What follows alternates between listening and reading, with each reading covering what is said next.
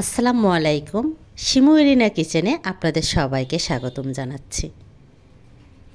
আজ আমি আপনাদের সাথে শেয়ার করব শরবতে মহব্বত রেসিপি। খুবই জনপ্রিয় একটি এই শরবতে মহব্বত রেসিপি। একবার খেলে বারবার খেতে মন চাইবে। এই শরবতে মহব্বত তৈরি করার জন্য প্রথমত দুইটি উপকরণ লাগবে, দুধ আর তরমুজ। এই তো আমি এখানে তরমুজ কেটে নিয়েছি এবং বিচিও ছেড়ে নিয়েছি। এখন আমি ব্লেন্ডারের জারে তরমুজ দিয়ে দিচ্ছি।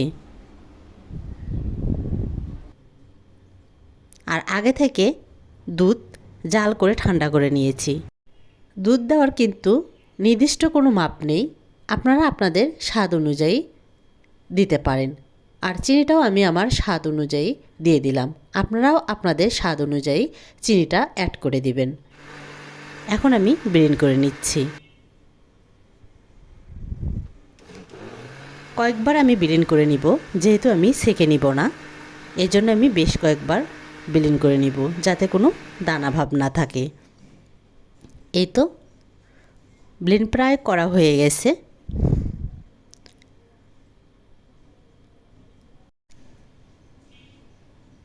এখন আমি বরফ কুচি দিয়ে পরিবেশন করব।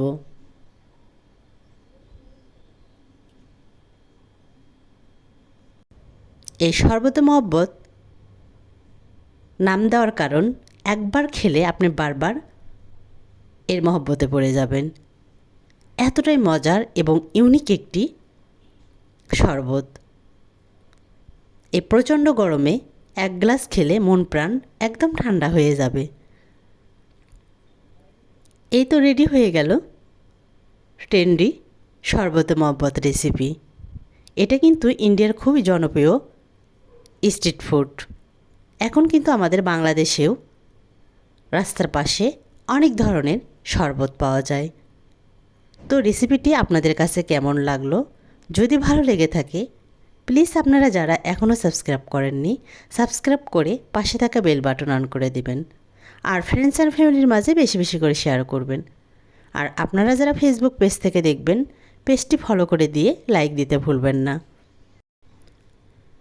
এখন আমি শরবত খেয়ে নিব। আর পরবর্তীতে ভিডিও দেখার আমন্ত্রণ জানিয়ে আমি এখানেই বিদায় নিচ্ছি। আপনারা সবাই অনেক অনেক ভালো থাকবেন, সুস্থ থাকবেন আর নিজের প্রতি যত্ন নেবেন। আর আপনারা সবাই আমার পরিবারের জন্য দোয়া করবেন। আল্লাহ হাফেজ।